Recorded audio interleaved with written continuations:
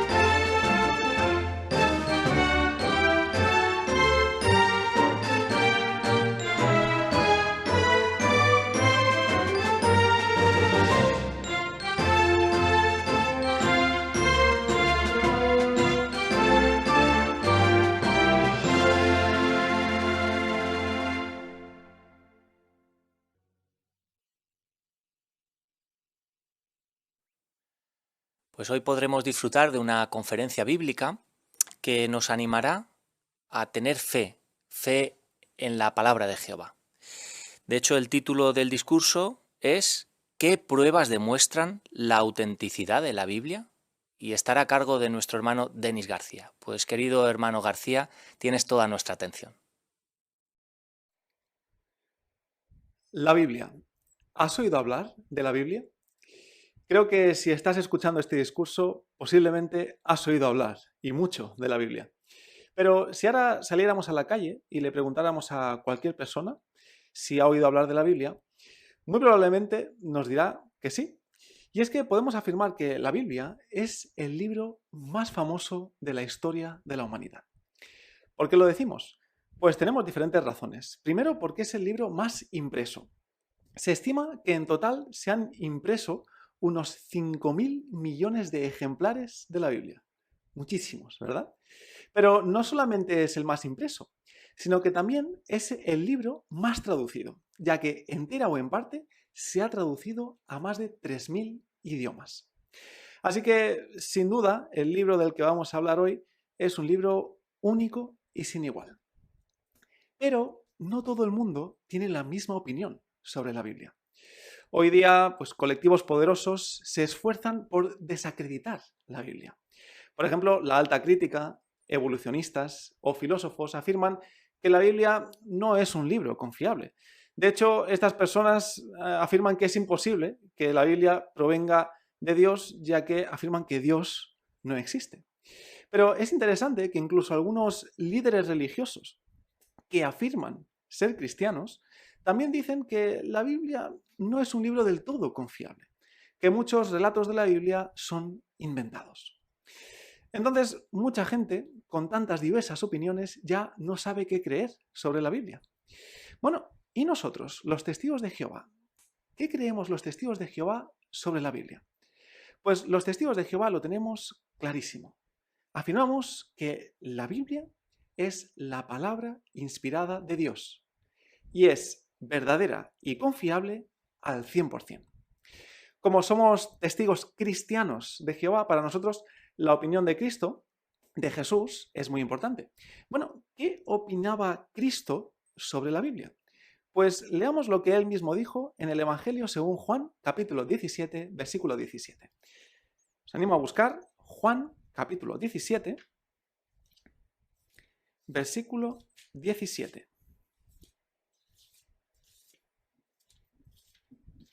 Aquí Jesús, hablando de la Biblia, dice: santifícalos por medio de la verdad. Tu palabra es la verdad. Así que Jesús lo tenía clarísimo. Para él, la palabra de Dios, la Biblia, es la verdad. Entonces, si nosotros afirmamos ser cristianos, la Biblia, para nosotros, debe ser la verdad.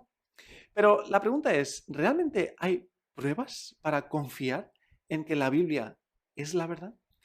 No queremos tener una fe ciega en la Biblia, queremos que nuestra fe se base en pruebas.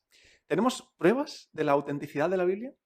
Pues tenemos muchísimas. Y hoy, en este discurso, hablaremos de 6 diferentes pruebas. 6 pruebas que seguro nos harán tener más fe en que la palabra de Dios, la Biblia, es la verdad. Así que comencemos por el primer aspecto, la historia. Claro, si afirmamos que la Biblia es un libro que proviene de Dios, su historia debe ser 100% confiable. ¿Es así? Bueno, tenemos muchos ejemplos. Por ejemplo, en la Biblia encontramos nombres geográficos.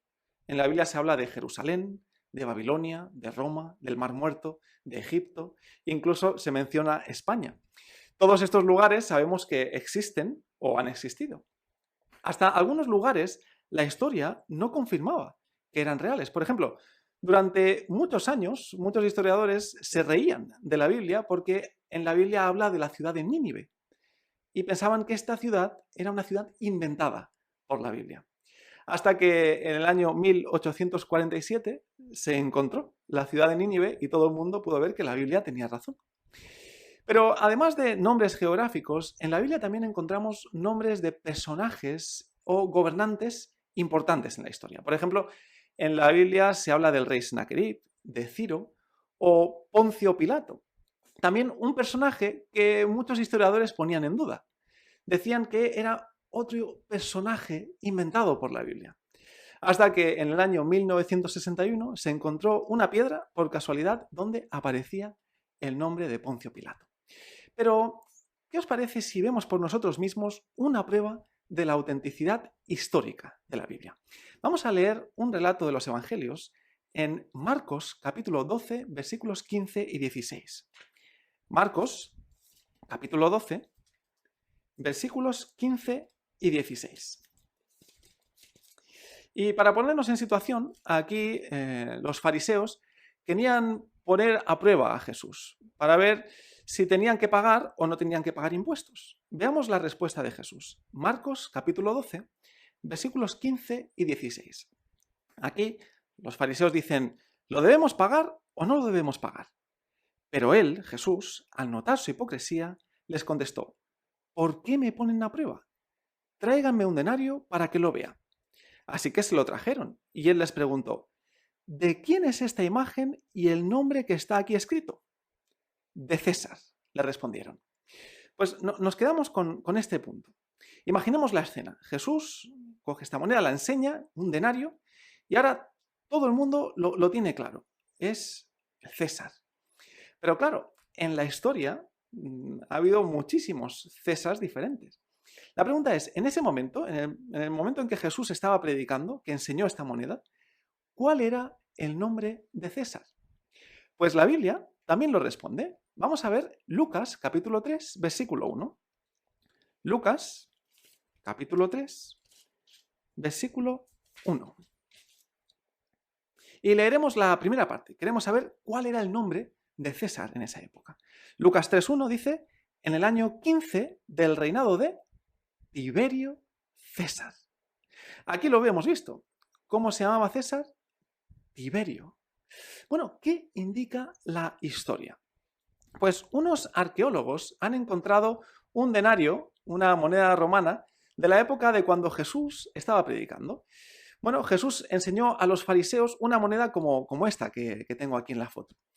Bueno, ¿quién es este César?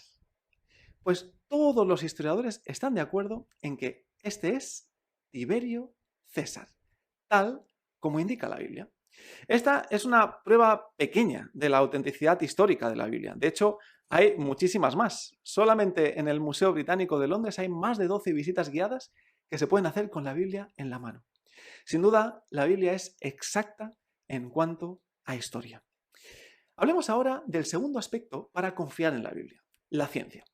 Es cierto que la Biblia no es un libro de ciencia, pero siempre que habla de ciencia es exacta. Y veremos algunos ejemplos. Primero, fíjate en esta ilustración. ¿Cuál es este animal? Pues parece un conejo, pero en realidad es una liebre. Bueno, ¿qué tiene que ver esta liebre con la Biblia?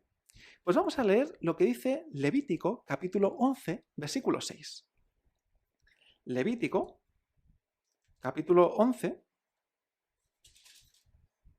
versículo 6. Aquí dice, tampoco la liebre, porque es rumiante, pero no tiene la pezuña partida. Es impura para ustedes. Bien, ¿por qué leemos este versículo?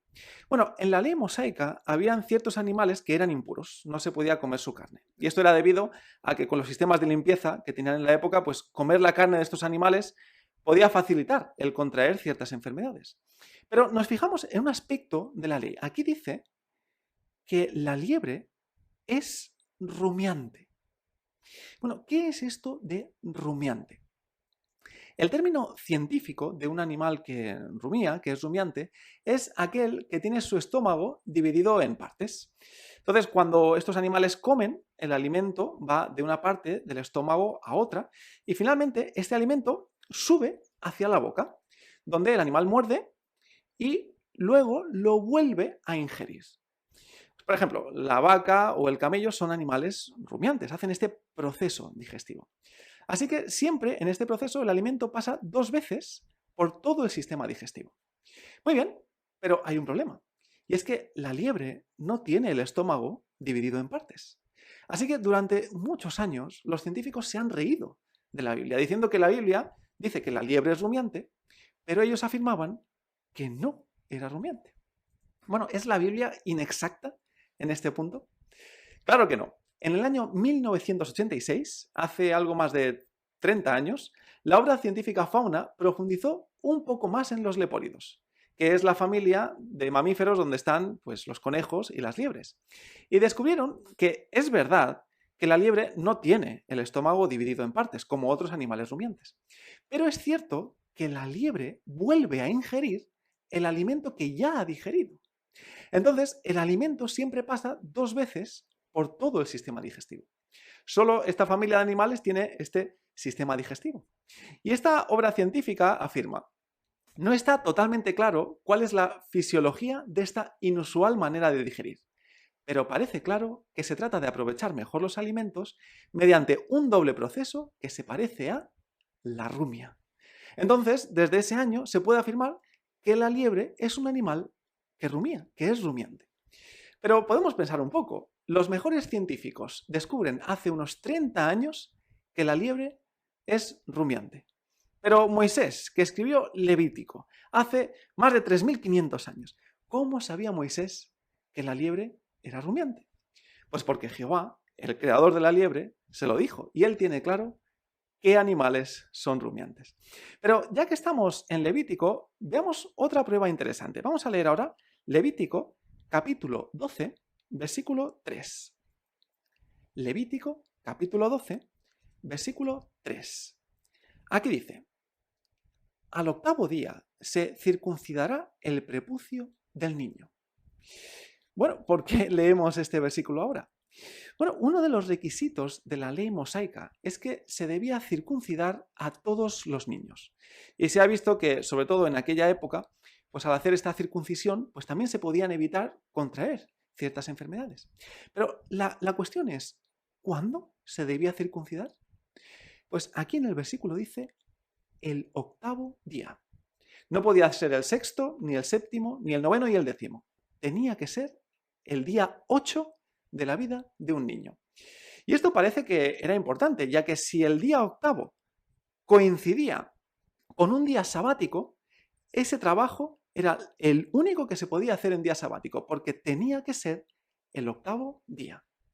Y quizás nos preguntamos, ¿pero por qué? Pues Jehová nunca lo dijo, nunca dijo el por qué. Pero es interesante que la ciencia nos ayuda a saber por qué debía ser el octavo día. Y es que todas las personas tenemos dos vitaminas coagulantes en la sangre, la vitamina K y la protrombina. Es decir, cuando tenemos un corte, estas vitaminas coagulantes ayudan a cicatrizar la herida. Bueno, ¿cuándo empieza a crear vitamina K nuestro cuerpo? Pues del primero al quinto día de vida, nuestro cuerpo no produce vitamina K. Esta comienza a producirse después del quinto o séptimo día de la vida de un niño. Pero más interesante es la protrombina, porque la protrombina en el tercer día de un niño está solo al 30% de lo normal. Pero cuando llega el octavo día, la proporción de protrombina es la más elevada en toda la vida de una persona. Llega hasta el 110% de lo normal. Y esto solo pasa el octavo día. El noveno ya baja esa proporción. Entonces, escuchar las instrucciones de la ley ayudaría a evitar cualquier tipo de hemorragia. Así que, ¿te imaginas a Moisés hace 3500 años allí con los israelitas explicando en una asamblea que el mejor día para hacer la circuncisión era el octavo porque la vitamina K, la protrombina? Imposible, ¿verdad? ¿Qué aprendemos de este punto? Pues el doctor Macmillan explica lo siguiente. El estudio de la vitamina K y de la tasa de la protrombina permite deducir que el día ideal para hacer una circuncisión es el octavo día, el día escogido por el creador de la vitamina K. ¿No fortalece esto nuestra fe en que la Biblia es la verdad? ¿Es la palabra de Dios? Seguro que sí. Hablemos ahora del tercer aspecto para confiar en la Biblia, y es la armonía interna. Imagina que ahora pues todos los que integran tu congregación escriben juntos un libro, y ahora cada uno escribe una parte del libro, pero imaginad que no os conocéis entre sí, que vivís en épocas diferentes, tenéis posiciones sociales diferentes. ¿Creéis que ese libro que vais a escribir en conjunto tendría el mismo tema de principio a fin? ¿Tendría una armonía interna? Difícil, ¿verdad? Pues la Biblia fue escrita en circunstancias similares. 40 escritores a lo largo de 1600 años. La mayoría no se conocían entre sí. Algunos eran reyes, otros eran pescadores. Pero la Biblia tiene armonía interna y tiene un único tema: la vindicación de la soberanía de Jehová y la santificación del nombre de Jehová a través del reino en manos de Cristo.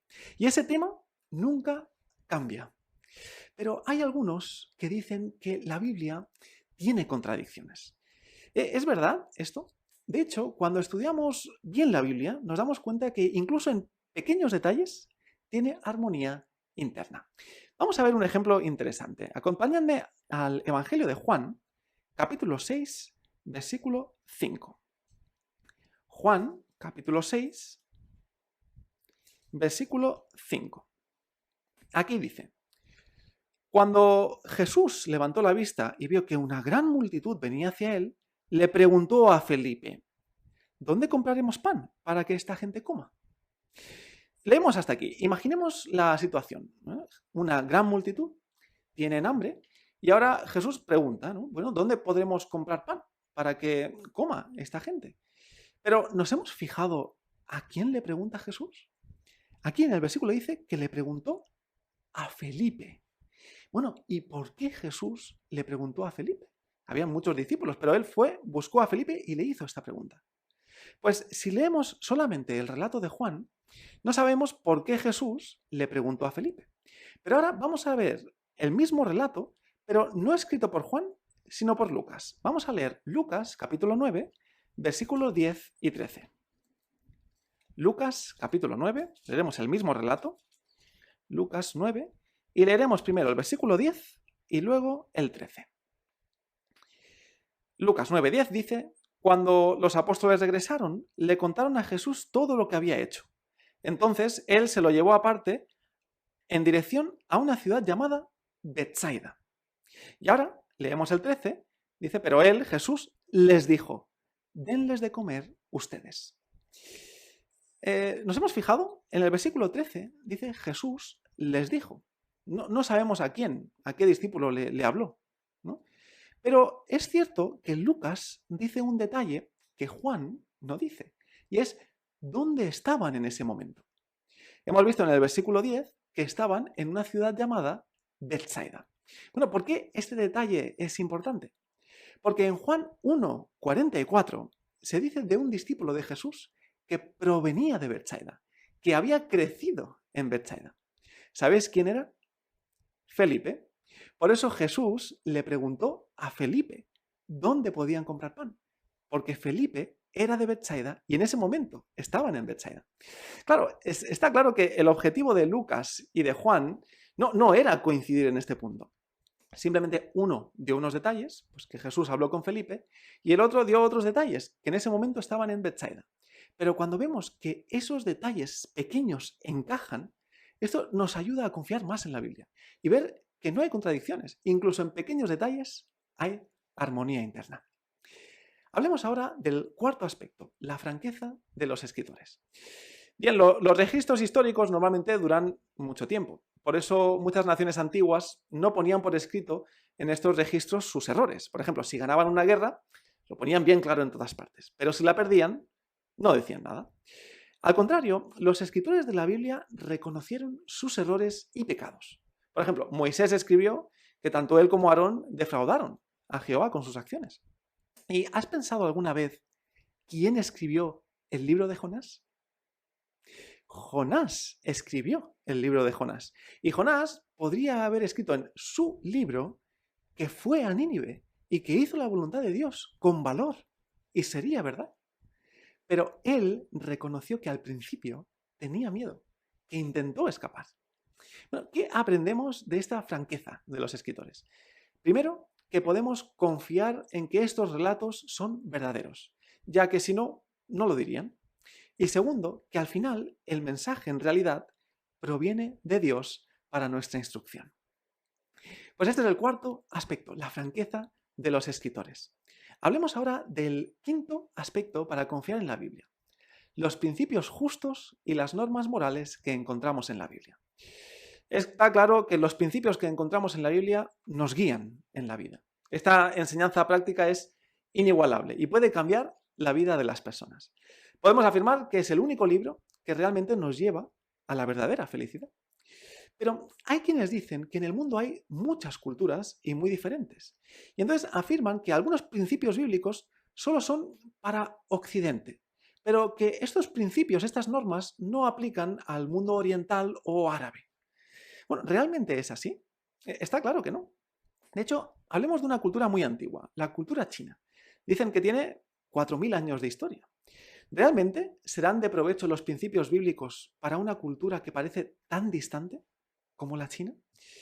Pues, ¿has oído hablar de los proverbios chinos? No sé si conoces este proverbio chino, lo dejo aquí. Dice: cuando bebas agua, que esto significa en chino, cuando seas joven, acuérdate de tu origen. Bueno, ¿qué dice Eclesiastés 12:1? Acuérdate de tu gran creador en tu juventud.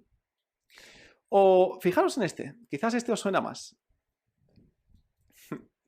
Aquí dice: quien se acerca al bermellón se vuelve de color rojo. Quien se acerca a la tinta se vuelve de color negro. ¿Qué dice Proverbios 13:20? El que anda con los sabios se hará sabio, pero el que se junta con los insensatos acabará mal. ¿Nos hemos fijado? Son los mismos principios. Pero lo más interesante es que estos proverbios chinos se escribieron mucho más tarde que los proverbios de la Biblia. Entonces, ¿qué aprendemos? Que da igual nuestra cultura. Los principios de la Biblia pueden tocar el corazón de todos. Además, la Biblia nos ayuda a saber el sentido de la vida y el camino que debemos tomar. Pues hasta aquí hemos hablado de 5 aspectos para confiar en la Biblia.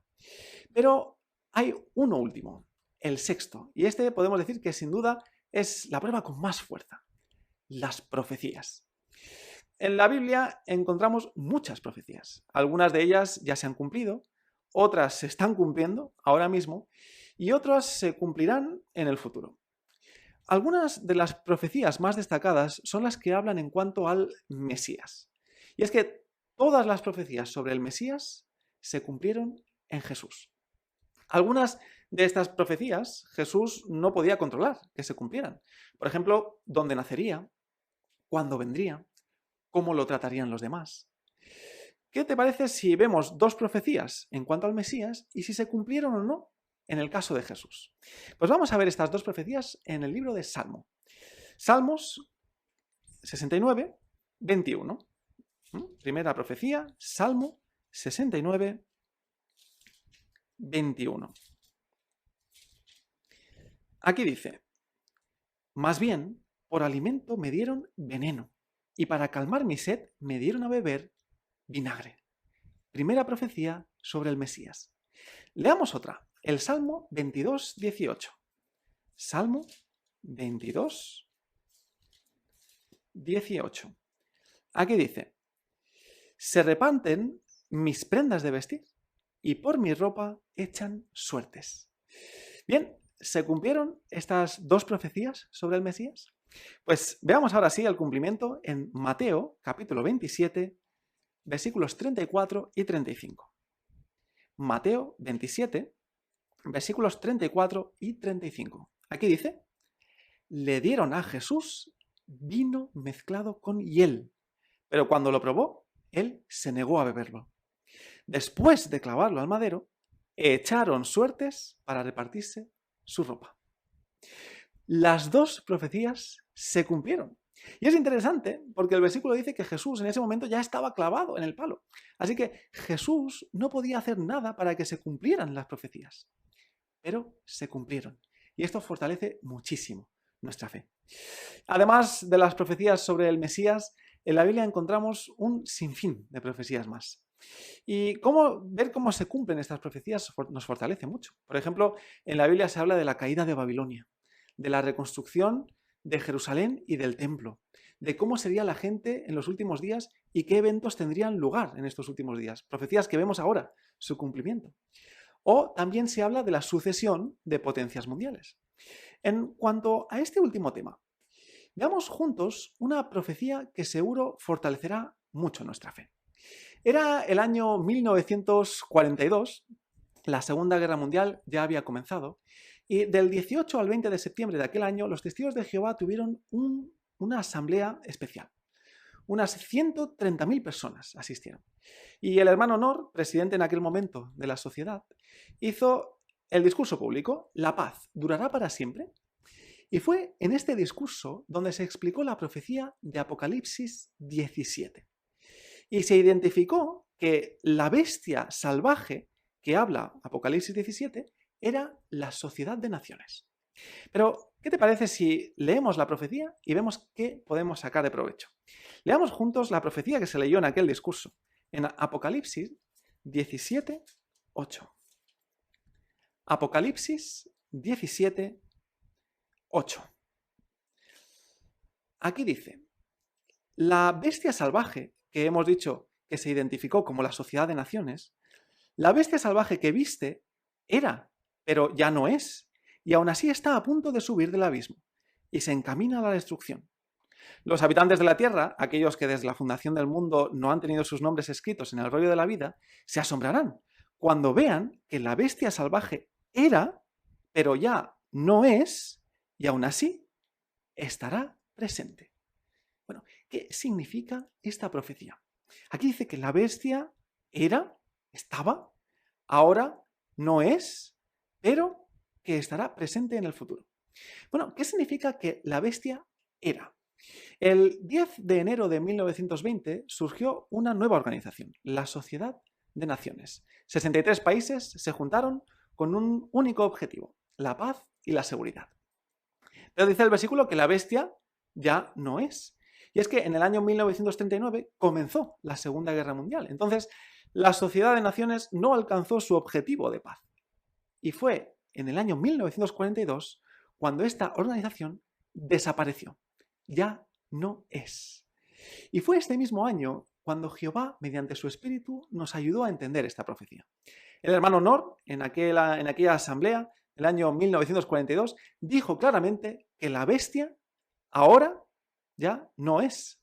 Pero ¿sabéis qué dijo después, verdad? Leyendo el versículo dijo, estará presente en el futuro. Bueno, se cumplió esta profecía, volvió a surgir esta bestia. Pues 3 años más tarde de ese discurso, el 26 de junio de 1945, surgió una nueva organización, la Organización de las Naciones Unidas, la ONU. 50 países se unieron con un único objetivo, la paz y la seguridad. ¿No fortalece la fe ver cómo esta profecía se cumplió tan claramente? Bueno, ¿qué hemos visto en este discurso? Pues en este discurso hemos hablado de 6 diferentes pruebas. ¿Recuerdas? Hemos hablado de la historia, de la ciencia, de la armonía interna, de la franqueza de los escritores de la Biblia, de los principios justos y normas morales para toda la humanidad y, por último, de las profecías bíblicas. ¿Qué aprendemos de todo esto? Pues aprendemos lo que dice 2 Timoteo, capítulo 3, versículos 16 y 17. Leamos este último versículo. 2 Timoteo, capítulo 3, versículos 16 y 17. Aquí dice, toda la escritura está inspirada por Dios y es útil para enseñar, para censurar, para rectificar las cosas y para educar de acuerdo con lo que está bien, a fin de que el hombre de Dios esté perfectamente capacitado y completamente preparado para realizar todo tipo de buenas obras. Así es, la Biblia es la palabra de Dios. Y tenemos muchas pruebas que lo demuestran. Sus consejos, como vemos en el versículo, son útiles, de verdad. Además, gracias a este libro podemos conocer mejor a su autor, al creador del universo, Jehová Dios. Entonces, después de todo esto, ¿qué tenemos que hacer? Como decíamos al principio, la Biblia es el libro más famoso de la humanidad y muchísima gente tiene una Biblia. Pero ¿es eso suficiente? Cuenta una historia, un cuento, que un niño le preguntó a su madre, mamá, ¿es la Biblia el libro de Dios? Y la madre le dijo, sí, claro, hijo. Entonces el hijo le respondió, bueno, ¿y por qué no se la devolvemos, ya que nunca la utilizamos? Y es que ese es el problema. Mucha gente tiene una Biblia, ha oído hablar de la Biblia, pero muy poca gente la lee, muy poca gente la estudia. La pregunta es, ¿y yo? ¿Y yo que soy testigo de Jehová? ¿Leo la Biblia? ¿Leo la Biblia todos los días? ¿Cómo leo la Biblia? ¿Me imagino dentro de los relatos bíblicos? ¿Medito en qué puedo aprender de la lectura? ¿Qué tal mi estudio personal? ¿Me gusta estudiar la Biblia? ¿Me gusta profundizar en el estudio? Hoy hemos visto algunas pruebas fascinantes, pero hay muchas más. Y es que solo si dedicamos tiempo a estudiar la Biblia, podremos fortalecer nuestra fe y podremos defender la Biblia a los demás. Además, la Biblia nos da un mensaje de esperanza, ya que nos asegura que la tierra se convertirá en un paraíso donde viviremos eternamente en paz. Solo si dedicamos tiempo a estudiar la Biblia y a profundizar, esa esperanza será real para nosotros. Entonces, ¿recuerdas que al principio te pregunté, ¿has oído hablar de la Biblia? Pues creo que ahora todos podemos responder con convicción. Sí, he oído hablar y tengo muy claro que es la palabra de Dios y en todo aspecto verdadera y confiable. Pues querido hermano García, muchísimas gracias por tu excelente discurso, fue muy instructivo. Pues ahora seguimos con nuestro banquete espiritual, el estudio de la Atalaya, así que con la ayuda de todos tendremos esta consideración y damos paso ya al hermano que tiene esta parte. Bienvenidos a nuestro estudio de la Atalaya. Pues vamos a tener un estudio muy interesante hoy que seguramente va a ayudar a muchos, si no todos nosotros. Pero vamos a empezar con una canción. La canción es el número 101. Sí, os invitamos a poneros de pie, los que pueden. El tema es Si vamos a Dios en unidad. Canción número 101.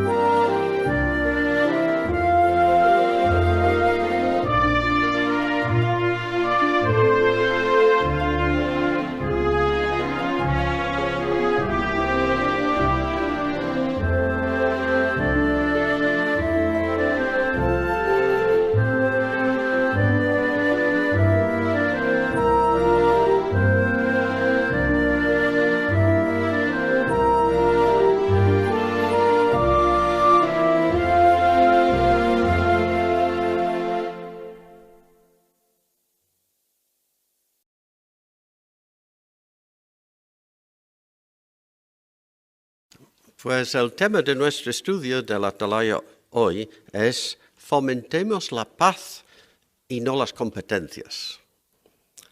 ¿Verdad que vivimos en un mundo donde reina un espíritu de competencia? Lo encontramos en el colegio, en el instituto, en el trabajo y podría ser que hasta se encuentre en la congregación cristiana, pero no debe ser así.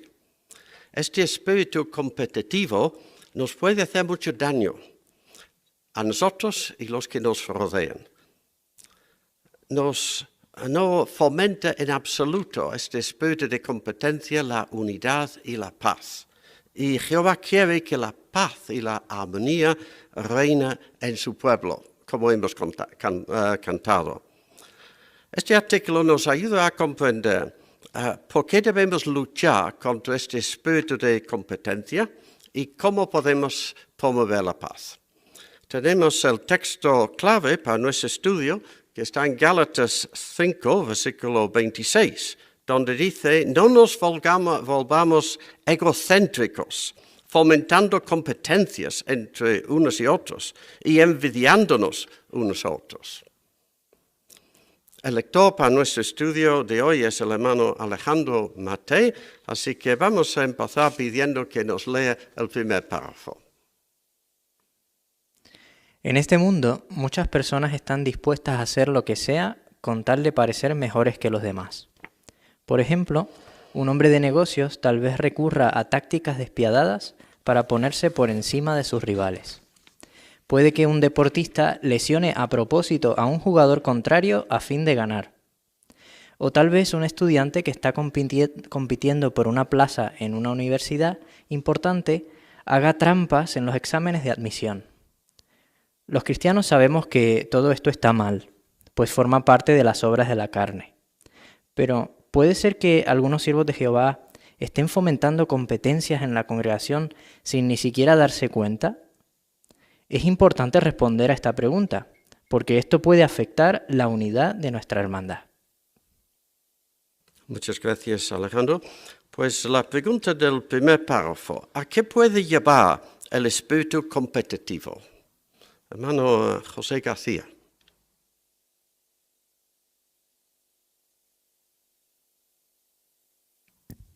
Pues como comenta el párrafo, está a la orden del día, ¿no? En empresas usan tácticas despiadadas con tal de quedar por encima de los rivales en ese mismo sector. Otros, por ejemplo, como en el deporte, pues intentar lesionar a sus contrincantes.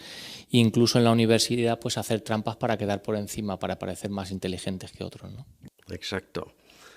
Y hermano Candelo. Pero no estamos en ignorancia, sabemos que Gálatas 5, 19 a 21 menciona que esas características hacen parte de las obras de la carne. Así es, exacto. Y el hermano Enaiz.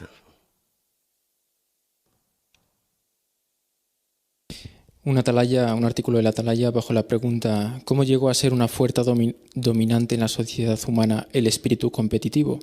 Mostraba que el espíritu competitivo fue lo que impulsó, por ejemplo, a Caín a cometer asesinato en su familia o a un ángel a convertirse en Satanás, y conocemos las consecuencias entre la unidad de las criaturas espirituales de eso.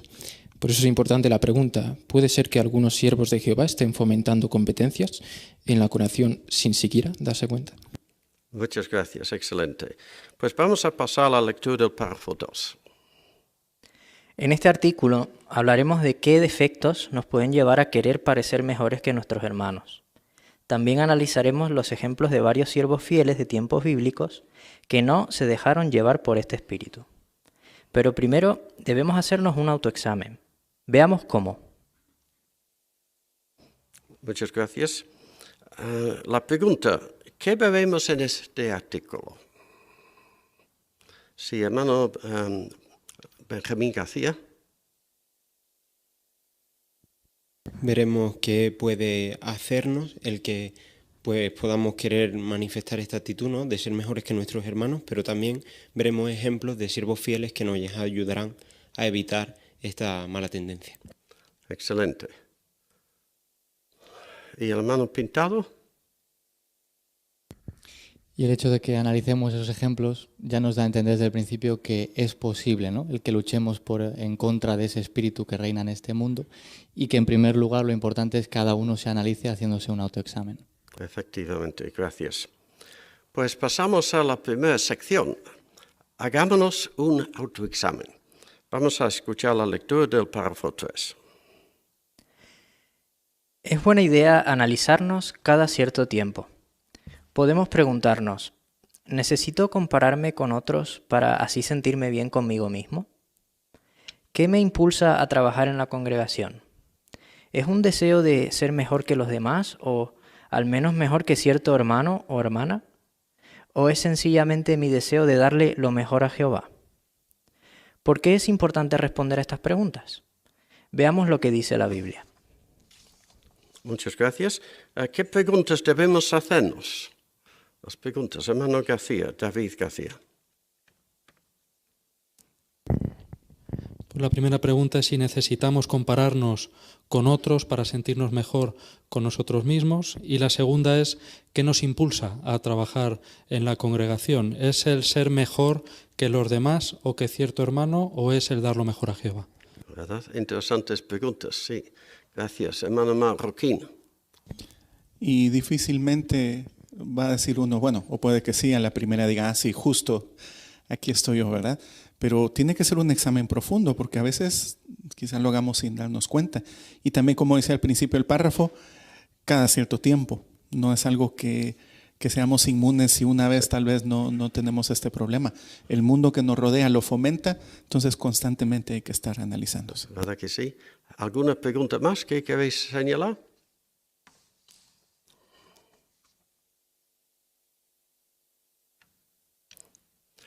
¿Nos dais el paralelo? Sí, hermano García.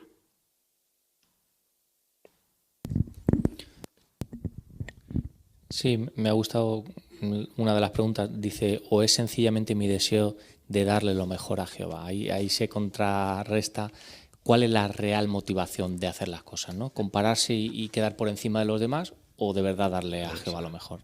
Muy bien, exacto. Gracias. Pues pasamos al párrafo 4. La Biblia nos dice que no nos comparemos con los demás. ¿Por qué? Porque si al compararnos con otros nos sentimos superiores, nos podemos volver orgullosos. Y si nos sentimos inferiores, nos podemos desanimar. Ninguna de las dos opciones refleja buen juicio. Una hermana de Grecia llamada Caterina dice, tenía la costumbre de compararme con otras hermanas que parecían más bonitas, más hábiles en el ministerio y más amigables. Eso me hacía sentir que no valía para nada. Recordemos que Jehová no nos trajo a Él por nuestra belleza, facilidad de palabra o popularidad, sino porque estábamos dispuestos a amarlo y a escuchar a su Hijo. Gracias. ¿Por qué no debemos compararnos con los demás? Como dice Gálatas 6, 3 y 4.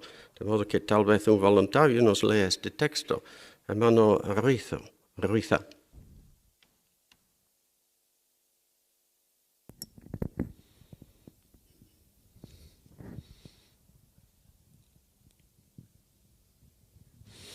Porque si alguien se cree que es algo cuando no es nada, se está engañando a sí mismo. Pero que cada uno examine sus propias acciones, y entonces tendrá razones para alegrarse por lo que él mismo ha hecho, sin compararse con otra persona. Excelente, gracias. Y hacemos la pregunta, ¿por qué no debemos compararnos con los demás según este texto? Hermano Rodríguez, Ismael.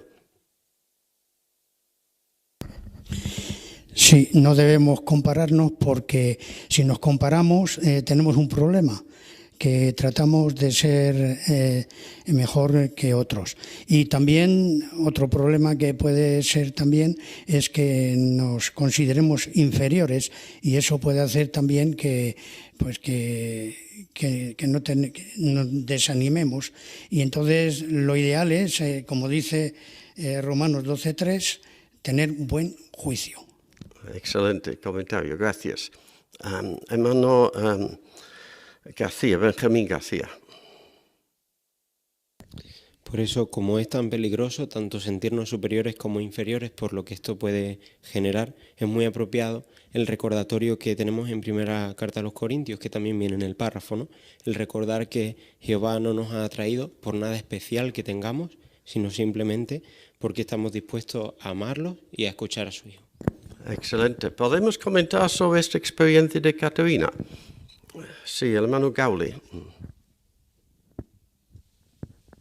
Bueno, ella menciona que tenía la costumbre de compararse con hermanas, ¿no? Eso ya se recalca, ¿no? La costumbre, vez tras vez. Y parece hasta gracioso, ¿no? Que es lo que comparaba. Parecían más bonitas, más hábiles en el ministerio, más amigables, y eso la llevaba a tener un sentido de sí mismo muy, muy bajo, ¿no? Y de hecho, el texto que se mencionó de 1 Corintios 1:26, si solo se leyera estas partes de que Dios escogió las cosas absurdas, las cosas débiles, las cosas insignificantes, despreciadas, que no valen para nada, tal vez nos sintamos así, ¿no? Pero la idea es que este texto transmite es que los parámetros que ve este mundo como algo de valía para Jehová no son nada. Así es. Y creo, hablo por mí, que todos hemos hecho esto alguna vez y nos hemos sentido inferiores y tal vez un poco la idea no valgo para nada. Así que es importante recordar estos textos, ¿no? y esta idea. Pasamos al párrafo 5. También podemos preguntarnos, ¿me ven los demás como alguien que siempre busca la paz? ¿O me meto en conflictos con otros cada 2 por 3? Veamos el caso de un hermano llamado Hyun que vive en Corea del Sur. Hubo un tiempo en el que él veía como rivales a quienes tenían privilegios en la congregación. Él cuenta, los criticaba y casi nunca estaba de acuerdo con lo que decían. ¿Cuál fue el resultado? Admite, mi actitud provocó divisiones en la congregación. Varios amigos suyos lo ayudaron a ver que tenía un problema. Hyun hizo los cambios necesarios y hoy es un anciano muy bueno. ¿Qué aprendemos? Que debemos tomar medidas si notamos que tenemos la tendencia a fomentar competencias en vez de buscar la paz. Muchas gracias, Alejandro. ¿Qué aprende usted de lo que le pasó a un hermano llamado Hyun, hermano Manson? Es muy fácil ser crítico con los demás, especialmente con los que llevan la delantera. Si tratamos de enforzarnos en sus buenas cualidades, entonces tendremos más alegría y nos convertiremos en una persona más agradable. Excelente, muchas gracias. Hermano Lisaso. Y cuando repasábamos las preguntas de repaso sobre este autoexamen que podríamos hacernos, el hermano Marroquín decía que es posible que de primeras no nos veamos reflejados en estas preguntas, pero viendo un poco lo que le ocurrió al hermano Hyun, si vemos que tenemos la tendencia a criticar en lugar de ver lo bueno en otros, o como le ocurrió a él también, tal vez llevar la contraria, no estar de acuerdo y que nos cuesta aceptar lo que otros piensan, otros dicen, tal vez estamos teniendo ese espíritu de rivalidad.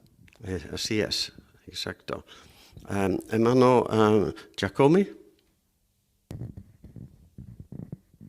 Sí, también para poder saber si tenemos que tomar medidas, será necesario quizás hacernos la pregunta que aparece al principio, ¿no? ¿Cómo nos ven los demás? Como personas que buscamos la paz o personas que quizás nos estamos metiendo en problemas, ¿no? A veces es difícil vernos nosotros mismos en esa situación como le pasaba a este hermano. Por lo tanto, quizás podríamos pedir el consejo o la visión de otro hermano, amigo nuestro, y de esa manera poder saber si hace falta cambiar algo. Muy bien. Excelente. Y también el hermano Pablo Román. Sí, y es muy bonito ver esta experiencia, ya que al final el hermano demostró muchísima humildad para reconocer que estaba equivocado y que tenía que cambiar de actitud.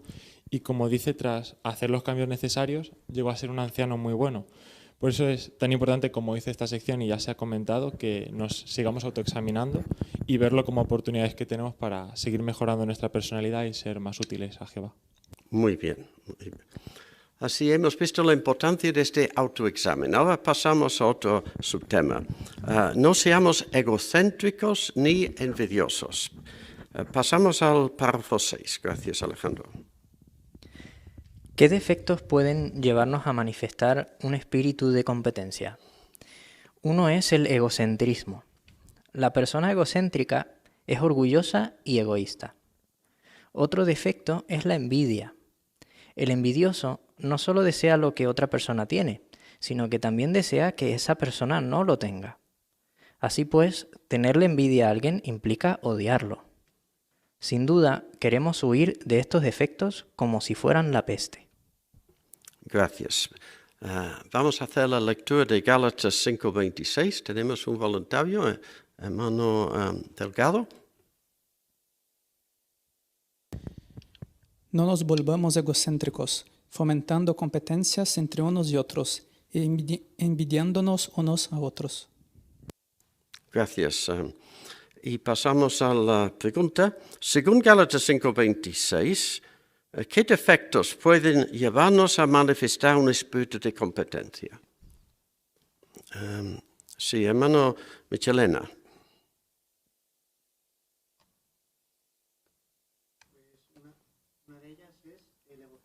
¿Podrías apretar el micro? Gracias. Pues una de ellas es el egocentrismo. Esta palabra viene del latín entre la unión de la palabra ego, que significa yo, y centrismo, que significa medio de todo o el centro. Por tanto, la persona egocéntrica es aquella que tiene la tendencia a que todo gire alrededor de ella, que ella sea el centro. Puede manifestar que es superior a los demás y quizás impone su propio criterio. Por tanto, demuestra que es una persona orgullosa y egoísta, y no queremos ser así. Muy bien, buena explicación de egocentrismo. Muy bien. Hermano García, David. Y la segunda cualidad o defecto que debemos evitar es la envidia, porque como ya hemos hablado en alguna ocasión, la envidia no solamente implica desear lo que otra persona tiene, sino que esa persona no lo tenga. Tenemos el máximo ejemplo con Satanás.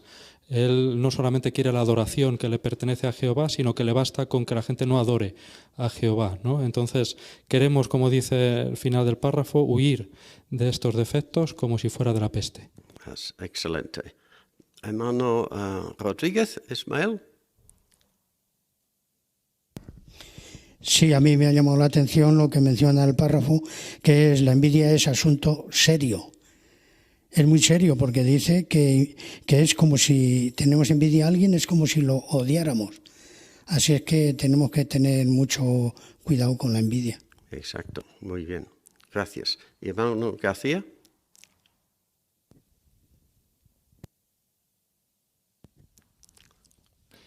Me llamó mucho la atención esta última frase, ¿no? Dice huir como si fuera la peste, ¿no? Me recordó esta enfermedad que también es infecciosa y contagiosa, un poco el COVID-19, ¿no? Si nos dijeran que un grupo de personas específicas tienen el COVID-19 o el COVID-19 está en un área específica, saldríamos en dirección contraria, ¿no? Pues en sentido espiritual queremos hacer lo mismo, ¿no? Todo lo que huela a egocentrismo o huela a envidia, queremos ir en dirección contraria, ¿no? No queremos que se nos pegue. Un buen ejemplo, gracias. Pasamos al párrafo 7. El egocentrismo y la envidia se parecen a las impurezas que ensucian el combustible de un avión. Puede que el avión consiga despegar, pero si las impurezas taponan los conductos de combustible, tal vez los motores pierdan potencia justo antes de aterrizar y el avión se estrelle. De manera parecida, puede que alguien lleve un tiempo sirviendo a Jehová, pero si en su interior hay egocentrismo y envidia, terminará estrellándose. Dejará de servir a Jehová, se hará daño a sí mismo y perjudicará a otros. ¿Cómo podemos evitar volvernos egocéntricos y envidiosos? Muchas gracias. ¿Qué ejemplo nos ayuda a entender los daños que provocan el egocentrismo y la envidia? Hermano Enaiz. Pues lo compara a las impurezas que puede haber en el combustible de un avión. Este puede despegar, puede mantenerse en vuelo, pero estas impurezas acabarán llegando y taponando los conductos, por lo que puede estrellarse aunque esté a punto de aterrizar. Sí, exacto. Gracias por contarnos la experiencia. Hermano Benjamín García. Pues de igual forma ocurriría con alguien que, como dice el párrafo, puede llevar mucho tiempo sirviendo a Jehová, pero si en su interior hay estas impurezas, el egoísmo o el egocentrismo y la envidia, como dice Proverbios, no hay otro final posible, sino que terminará estrellándose, y sería una pena. Exacto. Hermano Jacome. Sí, a mí me ha gustado mucho este ejemplo de las impurezas porque muestra lo grave que es esto, ¿no? Este asunto. Porque al igual que las impurezas se van acumulando en esos conductos y el piloto no se da cuenta, nosotros también, si manifestamos aunque sea un poco estas cualidades y poco a poco vamos acumulándolas, puede que luego también sea demasiado tarde para poder rectificar, ¿no? Por eso la importancia, ¿no?, de cuidar cualquier tendencia que tengamos a mostrar estas cualidades. Muy bien, excelente. El hermano Candelo. Sí, el párrafo dice, probablemente dejará de servir a Jehová. No dice probablemente. Se dejará de servir a Jehová y se hará daño a sí mismo y perjudicará a otros. Es que está probado, lo prueba la historia bíblica, lo hemos sentido cuando nos ha asaltado algún sentimiento de estos inadecuado, que hemos tenido que luchar contra él.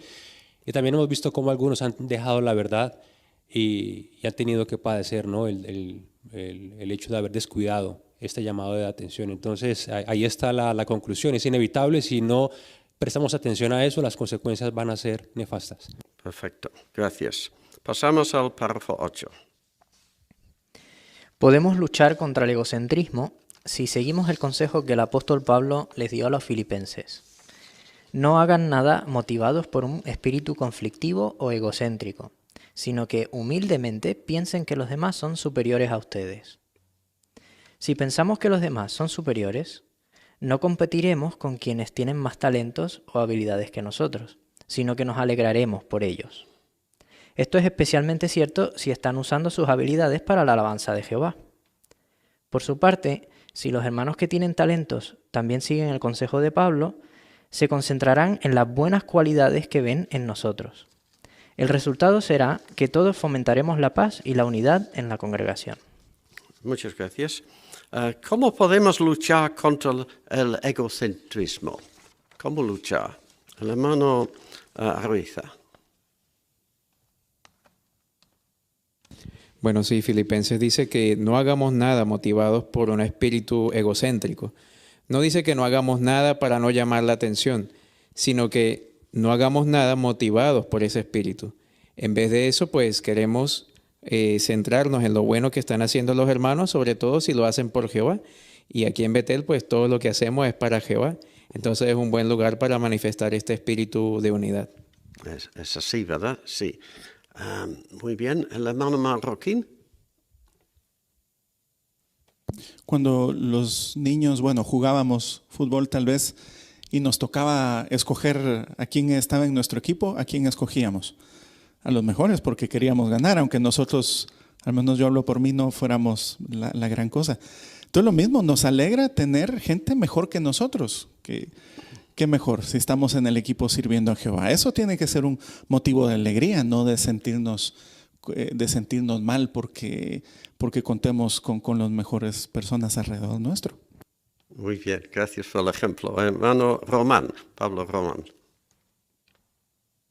Sí, es interesante además cómo lo expresa Pablo en la carta a los Filipenses, el capítulo 2, versículo 3, dice, humildemente piensen que los demás son superiores a ustedes. Lo que da a entender que no solo basta con actuar de forma humilde, sino que tenemos que adoptar en nuestro interior esa cualidad de lleno. Y si lo hacemos nos resultará más fácil y seremos honestos cuando veamos a otros hermanos siendo bendecidos por Jehová o que tienen privilegios de servicio o talentos que nos gustaría tener, pues en vez de molestarnos nos alegraremos sinceramente por ellos. Exactamente, muy bien. Hermano Ruiz, Santiago Ruiz. Y las palabras del apóstol Pablo aquí en Filipenses 2.3 que acaba de comentar Pablo, precisamente lo que hacen es complementar lo que leíamos antes sobre Gálatas 6.4, que el apóstol Pablo decía, pues no os comparéis con otros, porque si os veis inferiores os vais a desanimar. Pero aquí el apóstol Pablo no está hablando de esa comparación. Es cuando crees que eres tan bueno o mejor que otro, entonces reconoce que no eres tan bueno. Reconoce que con quien te estás comparando es superior a ti, de una o de otra manera. Y por esa razón nos equilibra en nuestros sentimientos. ¿Verdad que sí? Muy bien. Hermano Lesaso.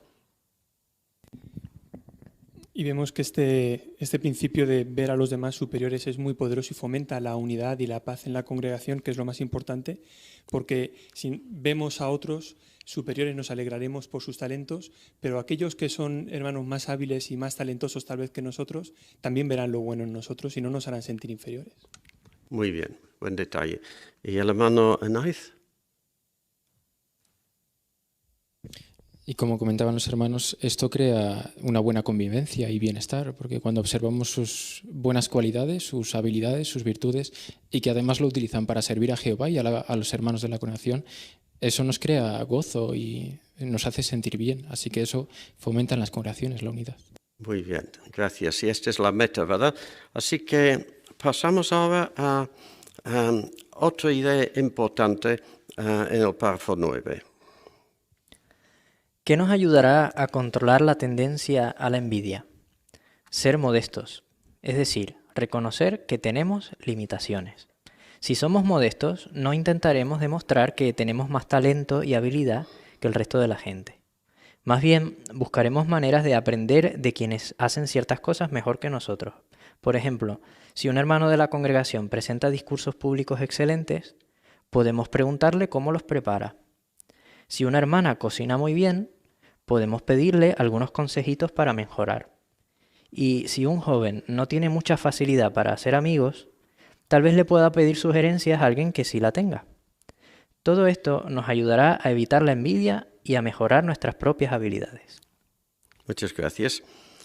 Ahora hablamos de envidia. ¿Qué nos ayudará a controlar la tendencia a la envidia? Hermano Gauli. El antídoto es la modestia, que es reconocer que tenemos limitaciones. No vamos a pretender ser más, porque incluso no va a ser beneficioso. Cuando reconocemos que tenemos limitaciones, podemos aprender de los demás que son mejores que nosotros. Así es. Excelente. Pasamos a un comentario del hermano Delgado. Este párrafo muestra el efecto contrario de la comparación, porque en la comparación siempre perdemos, pero cuando somos humildes siempre ganamos. Y como se muestra aquí, si pedimos ayuda, además de adquirir conocimientos específicos, también ganaremos buenos amigos. Muy bien. Hermano Pintado. Y el párrafo habla de buscar maneras de aprender. Sin duda, Betel es un lugar excelente para aprender distintos departamentos, distintas temáticas, muchísimos hermanos colaborando con cada uno de ellos, muchas cosas de las que aprender, ¿no? El párrafo habla acerca de quizá cómo cocinar. En Betel también podemos aprender a cómo cocinar, consejos sobre cómo preparar partes de las reuniones o el hecho de ser más sociables. El que aprovechemos en ese sentido Betel para aprender, lo que va a promover es todo lo contrario de la envidia, ¿no? Reconocer que Betel es un lugar magnífico para seguir aprendiendo. ¿Verdad? Gracias. Y en la congregación estos ejemplos aplican muy bien, ¿verdad? Porque hombres, mujeres, niños, todos pueden aprender de los demás, como estos ejemplos ilustran. Muchas gracias. Pues hemos visto la base bíblica. Ahora vamos a ver ejemplos bíblicos. Y vamos a ver qué podemos aprender de estos ejemplos en la sección siguiente. Leemos el párrafo 10. Pensemos en lo que sucedió entre Gedeón, que era de la tribu de Manasés, y los hombres de la tribu de Efraín. Con la ayuda de Jehová, Gedeón y sus 300 hombres habían conseguido una gran victoria por la que podrían haberse sentido muy orgullosos. Los hombres de Efraín fueron a hablar con Gedeón, pero no para felicitarlo, sino para discutir con él. Por lo visto tenían el orgullo herido, porque no los había invitado desde el principio a luchar junto con él contra los enemigos de Dios. Estaban tan concentrados en proteger el honor de su tribu que no habían pensado en lo más importante. Gedeón acababa de contribuir a honrar el nombre de Jehová y a proteger a su pueblo. Gracias. ¿Qué situación afrontó Gedeón? La situación de Gedeón. Hermano Manson. Gedeón trabajó duro, arriesgó su propia vida en la batalla y siguió la dirección de Jehová, pero la tribu de Efraín no estaba contenta. Se enojaron mucho porque no fueron invitados desde el comienzo de la batalla. Muy bien, Gracias por tu comentario. Hermano García. David. Y podemos pensar en cómo llegaban los ejércitos de la antigüedad cuando hacían una conquista o ganaban una batalla a sus ciudades de origen, a Roma, otras ciudades con gran pompa, muy orgullosos. Y Gedeón acababa de conseguir una gran victoria, ¿no? Pero no llegó de esas maneras, ¿no? Y ahora enfrenta a estos hombres que dice el texto que se lo reprocharon violentamente, o decía la Biblia con referencias, vehemente trataron de armar riña con él. Estaban muy enfadados, pero ahora veremos cómo reaccionó Gedeón, muy diferente de los líderes orgullosos de este mundo. Así es. Muy bien, excelente. Vamos a ver cómo reaccionó Gedeón en el párrafo siguiente, 11. Con humildad, Gedeón les dijo a los hombres de Efraín: ¿y qué hice yo en comparación con lo que han hecho ustedes? Luego les dio un ejemplo específico de cómo Jehová los había bendecido. Como resultado, ellos se calmaron. Gedeón estuvo dispuesto a dejar a un lado su orgullo con tal de mantener la paz en el pueblo de Dios. Muchas gracias. Tenemos la pregunta, ¿cómo respondió Gedeón a los hombres de Efraín? Y posiblemente podéis hacer referencia a la ilustración, si queréis también. Pero primero escuchamos al hermano Rodríguez. Sí, este es un ejemplo sobresaliente porque después de la hazaña, como se ha mencionado, que mencionó Gedeón con 300 hombres, pues los de Efraín podían haber dicho, oye, pues lo que has conseguido con poca gente, ¿no? Y se podían haber alegrado, pero no fue eso. Y entonces, ¿qué fue lo que hizo Gedeón? Pues sí que le dijo, dice, no, si vosotros sois mejores que yo. Entonces, así que fue modesto y le mencionó después cómo lo que había conseguido es por la ayuda de Jehová. Eso es, excelente. Muy bien, el hermano Treviño. Sí, vemos cómo al final Gedeón se centró en algo positivo de ello, ¿no? Les dijo, bueno, vuestras peores uvas son mucho mejores que las mejores nuestras, ¿no? Así que les hizo ver que al final ellos también contaban con la bendición de Jehová, que aunque no habían podido participar en la batalla como les hubiera gustado, pero también contaban con la bendición de Jehová, así que pues intentó evadir esa riña que estaban intentando causar. Muy bien. Hermano Lisaso. Y no era una estrategia por parte de Gedeón. Él estaba expresando lo que realmente había en su corazón. El párrafo dice que con humildad les expresó eso y el resultado, como vemos en Jueces, es que ellos se calmaron. Exacto. Y hermano Gaule. Y ya al final del párrafo dice que Gedeón estuvo dispuesto a dejar de lado su orgullo. Y tenía razones para estar orgulloso, porque en el capítulo 7 se muestra que Jehová le menciona a Gedeón que si tenía miedo, baje al campamento de los madianitas para escuchar lo que iba a suceder. Y lo que iba a suceder era que ellos reconocían que Jehová iba a dar a ellos, a los madianitas, en manos de Gedeón, ¿no? No en manos de Israel. Ellos dijeron en manos de Gedeón. O sea que él podría haberse sentido orgulloso, pero lo dejó de lado y demostró ser humilde. Muy bien. ¿Notáis algo en la ilustración, la expresión de Gedeón? Sí, hermano Ruiza. Sí, nos enseña mucho, ¿no? El lenguaje corporal. Los efraimitas están dispuestos a pelear, están con los brazos cruzados, con una expresión muy seria. Pero Gedeón está con una actitud abierta, amable, de hacer las paces, está sonriendo. Entonces nosotros también, si vemos que alguien quiere competir con nosotros o que tiene esta actitud, pues incluso con nuestro lenguaje corporal, con nuestra sonrisa, podemos hacer que la situación se calme.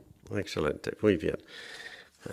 Seguimos adelante, párrafo 12. ¿Qué nos enseña este relato? De los efraimitas aprendemos que no debemos darle más importancia a proteger nuestro honor que a honrar a Jehová. De Gedeón, los cabezas de familia y los ancianos pueden aprender que si alguien está molesto con ellos por algo que hicieron, deben procurar ver las cosas desde su perspectiva. También pueden felicitarlo por algo que haya hecho bien. Para eso se necesita humildad, sobre todo si es evidente que la otra persona está equivocada. Pero mantener la paz es mucho más importante que demostrar que tenemos razón. Gracias. ¿Qué aprendemos de los efraimitas, por un lado, y de Gedeón? ¿Qué aprendemos? Primero tal vez los efraimitas, ¿no? Hermano Ruiz. Pues sobre los efraimitas, la principal lección es que no tenemos que dar más importancia a nuestro honor o a nuestro nombre que a la unidad de la congregación. Al fin y al cabo, si consideramos que no se nos ha tenido en cuenta, pues en otros asuntos sí que se nos tendrá en cuenta. Exacto. Hermano García.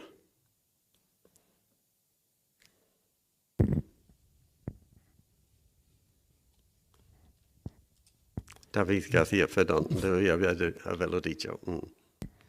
Y de Gedeón lo que aprendemos, si especialmente somos ancianos o cabezas de familia, es que en ocasiones puede ser que tomemos una decisión o hagamos algo, quizá con toda la razón del mundo, siguiendo las pautas teocráticas, los principios bíblicos, pero aún así alguien se moleste con nosotros. Pues tenemos que hacer dos cosas. Uno, tratar de ver las cosas desde su perspectiva.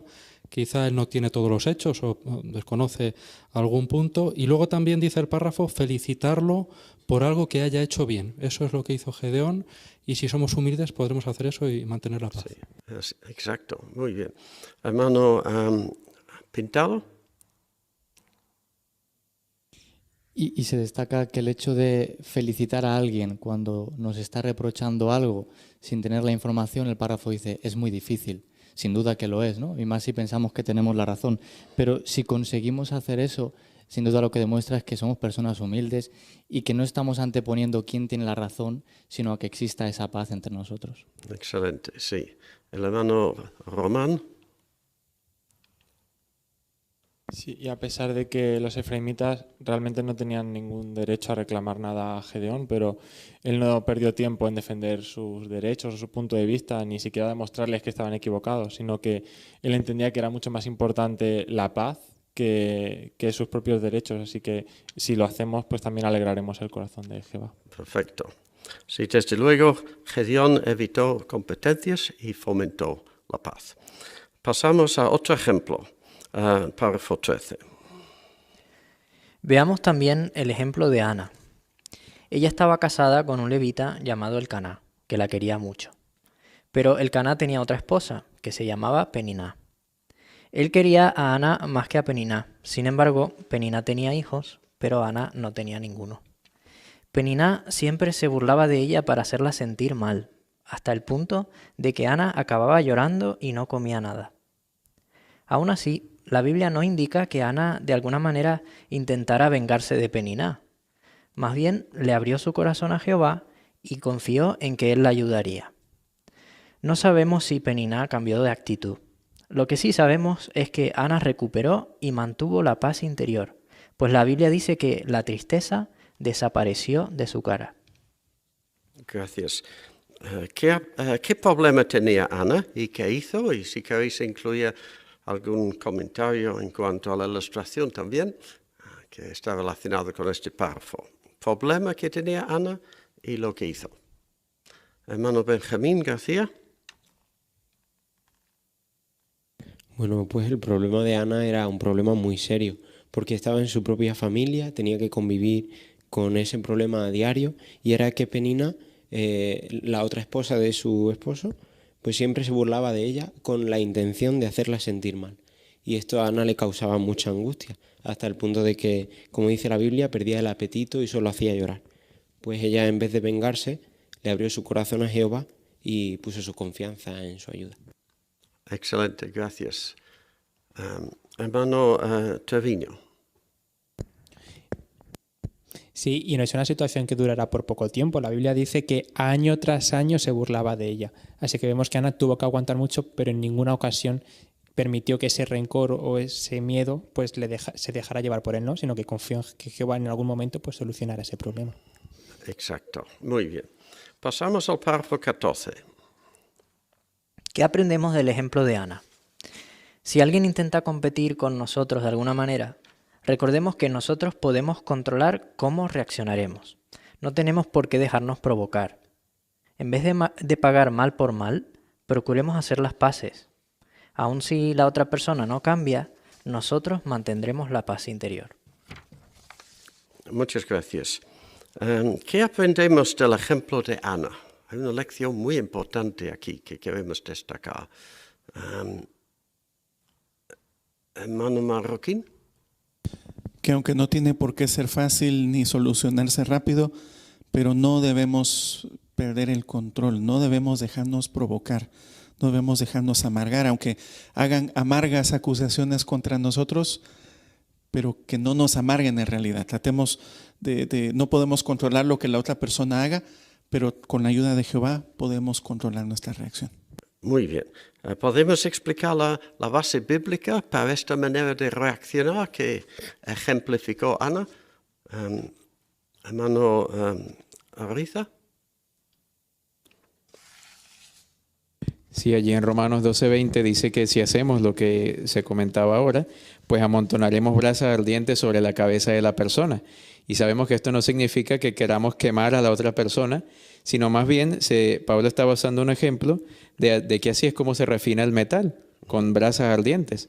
Entonces, si nosotros somos amables, controlamos nuestra reacción, pues podemos sacar lo mejor de esa persona y también pues sacar lo mejor, las buenas cualidades que tiene la persona. Sí, ¿verdad? Hermano Pintado. Sí, aunque dice el párrafo, no podemos controlar las acciones de otros, el que otra persona intente perturbar la paz, nosotros sí que podemos hacer que por nuestra parte esa paz continúe, esa paz exista. Y el principio de Romanos nos ayuda a pensar en esto, al siempre pensar de no devolver nada a nadie por mal, sino más bien en pensar que Jehová es quien se ocupa de las situaciones y que nosotros podemos hacer que haya paz. Excelente. Muy buenos comentarios. Pasamos al párrafo siguiente, otro ejemplo, Apolos y Pablo, párrafo 15. Por último, veamos lo que nos enseñan los ejemplos del discípulo Apolos y el apóstol Pablo. Los dos tenían un enorme conocimiento de las Escrituras y eran maestros muy conocidos e influyentes. Además, ambos habían ayudado a hacer muchos discípulos, pero ninguno de ellos veía al otro como un rival. Gracias. ¿En qué se parecían Apolos y Pablo? Hermano Lizaso. Pues ambos tenían mucho conocimiento de las Escrituras, eran hábiles maestros, influyentes, reconocidos por muchos y habían ayudado a muchos a hacer discípulos. Un montón de ingredientes para poder querer competir el uno con el otro, pero vemos que no lo hicieron. Verdad, muy bien. Perfecto, pasamos a 16. Apolos era natural de Alejandría, que era un centro cultural del siglo I. Por lo visto, era un buen orador y conocía muy bien las Escrituras. Cuando Apolos pasó un tiempo en Corinto, algunos de la congregación de allí dejaron claro que lo preferían a él antes que a otros hermanos, como Pablo. ¿Fomentó Apolos aquella actitud divisiva? Cuesta mucho imaginarlo. De hecho, un tiempo después de que Apolos se fuera de Corinto, Pablo le insistió para que regresara. Pablo nunca le habría pedido eso si pensara que Apolos estaba dividiendo a la congregación. Sin duda, Apolos estaba usando sus habilidades de la mejor manera, para predicar las buenas noticias y fortalecer a sus hermanos. También podemos estar seguros de que Apolos era un hombre humilde. Por ejemplo, nada indica que se ofendiera cuando Aquila y Priscila le explicaron con mayor exactitud el camino de Dios. Gracias. Tenemos algunos textos interesantes en este párrafo que nos ayudan a entender un poco el marco de toda esta situación en Corinto. ¿Qué clase de persona era Apolos? La clase de persona de Apolos. Vamos a ver, hermano Rodríguez, Ismael.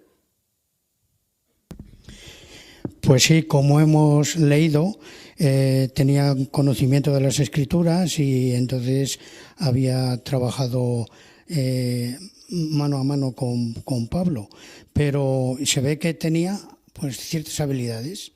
Tenía ciertas habilidades y algunos hermanos de Corinto pues se inclinaban, preferían a Apolos antes que a Pablo o que otros hermanos. Y entonces claro, pero Pablo, como hemos visto, Pablo nunca lo consideró como un rival, sino que fue humilde y entonces colaboraron. Gracias. más observaciones sobre Apolos. Hermano David García. Otra cosa buena de Apolos es que él usó estas buenas cualidades que tenía como buen orador, un hombre elocuente y conocimiento de las Escrituras para predicar y para fortalecer a las congregaciones. Y también lo que destacó en él fue la humildad, porque cuando en cierta ocasión Áquila y Priscila tuvieron que aconsejarle, rectificarle, porque no estaba haciendo las cosas bien o le faltaba cierto conocimiento, él no se ofendió y por lo que sabemos de su vida posteriormente, le aplicó el consejo que le dieron. Muy bien. Una pregunta, ¿cómo sabemos que Apolos no estaba fomentando esta división entre seguidores de Pablo y seguidores de Apolos? ¿Cómo lo sabemos? Hermano José García.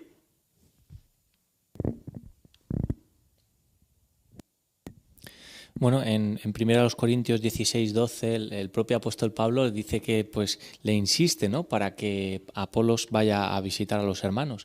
Así que entendemos que el apóstol Pablo no vio en Apolos que fomentara esa rivalidad, que estuviera alentando a esos hermanos que se ponían de parte de uno, de parte de otro. Vio un hombre humilde que seguro que se quitó del centro de atención y puso las buenas nuevas por delante de él. Excelente, muy bien. Bien, así que había división en la congregación, pero no fue debido a Pablo ni a Apolos. Vamos a seguir con el párrafo 17. El apóstol Pablo estaba muy al tanto de la buena labor que estaba haciendo Apolos, pero no se sintió amenazado por él. En el consejo que le escribió a la congregación de Corinto, podemos ver que Pablo era humilde, modesto y razonable. En vez de sentirse halagado porque algunos decían, yo soy de Pablo, él dirigió toda la atención a Jehová Dios y a Jesucristo.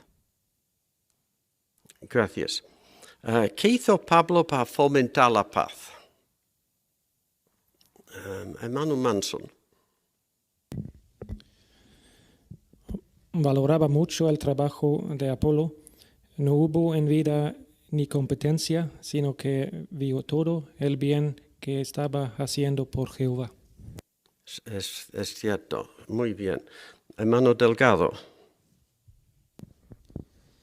Y también él no se sintió amenazado por Apolos. Y Pablo tenía razones para sentirse halagado, pero él dirigió toda la atención a Jehová y a Jesucristo. Muy bien, esta es la idea. ¿Queréis demostrarlo con el texto? Hermano Michelena.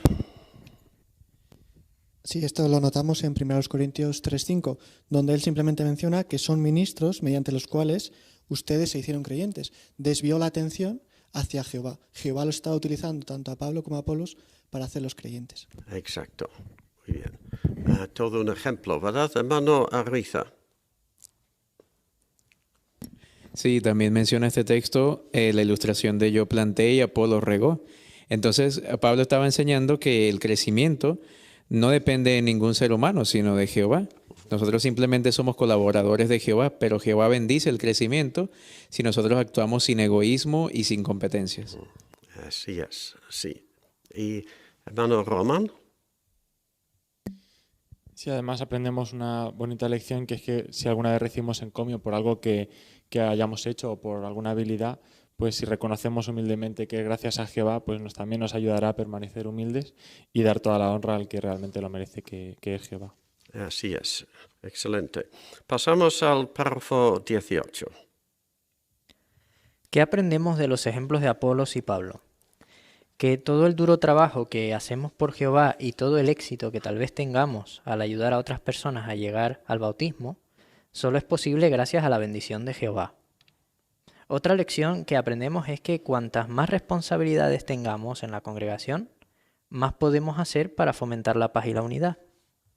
Los ancianos y los siervos ministeriales hacen esto cuando basan sus consejos en la palabra de Dios y no centran la atención en sí mismos, sino en nuestro modelo, Cristo Jesús. Qué agradecidos estamos de tenerlos. Gracias. En armonía con 1 Corintios 4, 6 y 7, ¿qué aprendemos de los ejemplos de Apolos y Pablo? Primero vamos a leer el texto. Tenemos un voluntario, 1 Corintios 4, 6 y 7. Sí, el hermano Enoiz.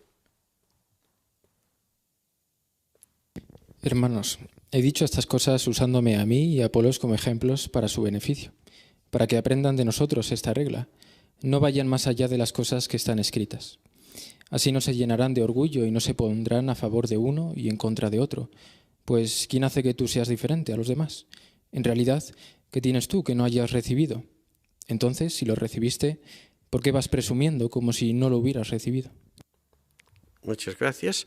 Bueno, en armonía con este texto, ¿qué aprendemos de los ejemplos de Apolos y Pablo? La lección.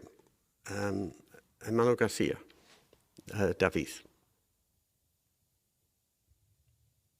Pues en el versículo 6 se dice que tanto Apolos como Pablo eran ejemplos para el beneficio de los hermanos. Así, si tenemos ciertas responsabilidades en la congregación o aquí en Betel, deberíamos usarlas para fomentar como ejemplos la paz y la unidad en la congregación.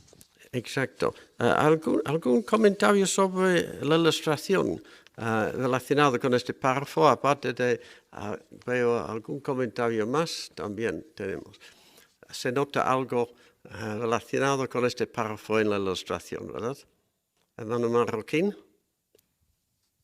Pues como dijo Pablo en este texto que leímos, dice, aprendan de nosotros esta regla. Y yo creo que se refleja eso muy bien en la actitud de ambos. Pablo y Apolos, quizás por atreverme diría, nos estarán contando una experiencia.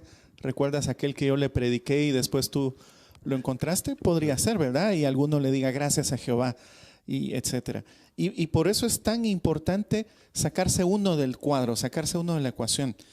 Porque cuando nosotros nos queremos poner en el papel de Jehová, que es gracias a nosotros, estamos totalmente fuera de lugar, porque es Jehová el que hace las cosas, no nosotros. Si nosotros nos ponemos en el lugar de Jehová o del esclavo y queremos hacer las cosas según nuestras normas, no según las de Jehová, ahí creamos división entre los que siguen lo que enseña Jehová y los que no.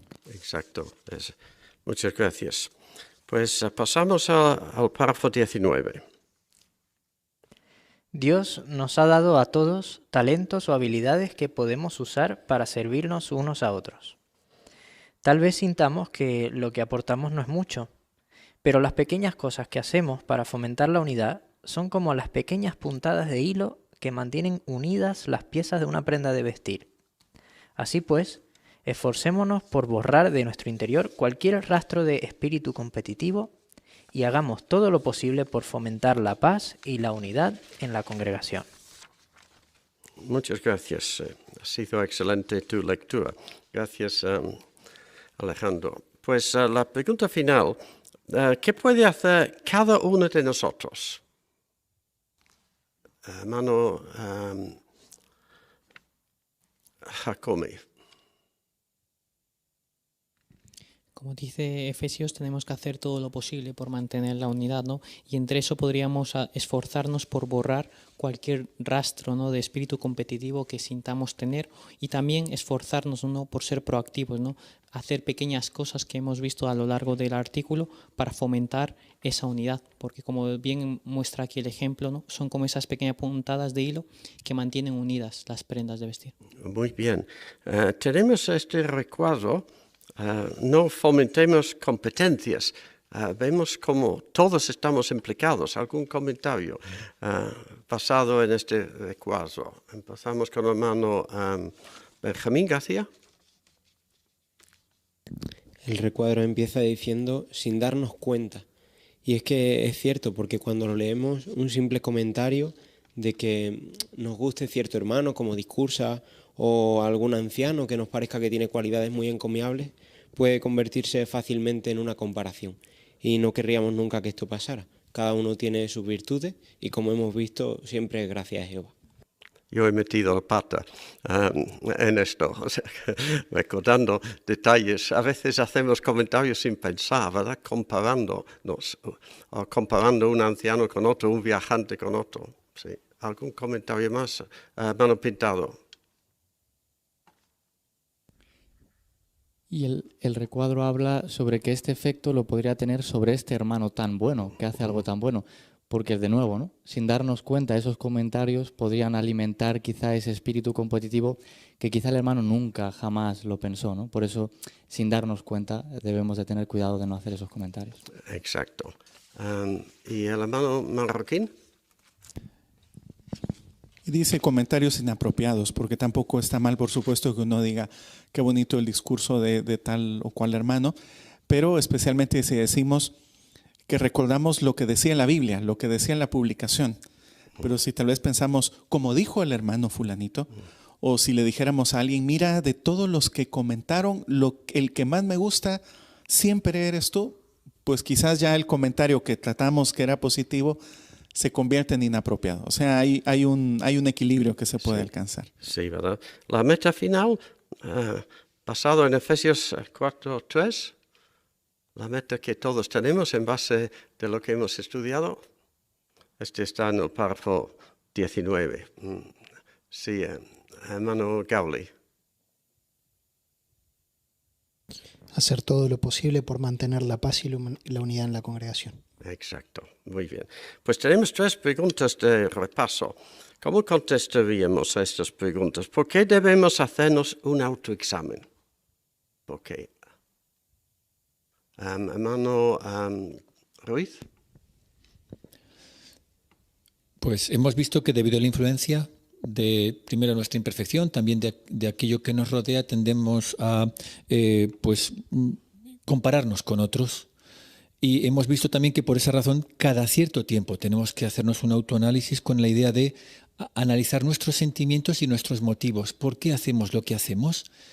También se nos ha animado o la atalaya, ¿verdad? Nos ha animado a evitar comparaciones que puedan desanimarnos o hacernos ver superiores a otros, y también otras razones por las que tenemos que autoexaminarnos es para ver si vemos como rivales a quienes tienen ciertos privilegios. Muy bien. ¿Qué nos ayudará a no fomentar un espíritu competitivo? Hermano Jacobi. Sí, tenemos que evitar cualquier señal que tengamos de egocentrismo de nosotros o también de envidia, y tenemos que luchar estas cualidades junto con la modestia, ¿no? Reconociendo que nosotros tenemos limitaciones, pues eso va a ayudar a que veamos a los demás pues superiores también a nosotros. Muy bien, resume bien la idea, gracias. ¿Y qué le ha enseñado los ejemplos de Gedeón, Ana, Apolos y el apóstol Pablo? Hermano Enaiz. El de Gedeón me ha enseñado que hay prioridades. Efesios 4:3, una prioridad es mantener la paz, aunque sintamos o nos parezca injusto el comportamiento de algún hermano. Muy bien, excelente. Hermano Treviño. Sí, de Ana he aprendido que aunque a veces no podamos controlar la situación o cuando alguien esté diciendo ciertas cosas, pero sí podemos controlar la manera en cómo reaccionamos. Muy bien. Y el último ejemplo, sí, hermano Ariza. Sí, de Pablo que las cosas que hagamos son solo gracias a Jehová, y de Apolos que pues cuantas más responsabilidades tengamos, pensar en cómo fomentar la paz, no ir más allá de las cosas que están escritas, sino más bien apoyarnos siempre en la Biblia y en las publicaciones del esclavo. Excelente. Pues muchas gracias a todos por vuestros excelentes comentarios. Habéis hecho muy buena contribución a la calidad de la atalaya y seguro que vamos a aprender estas ideas importantes. Vamos a concluir con la canción número 80. Canción número 80. Prueban y vean que Jehová es bueno.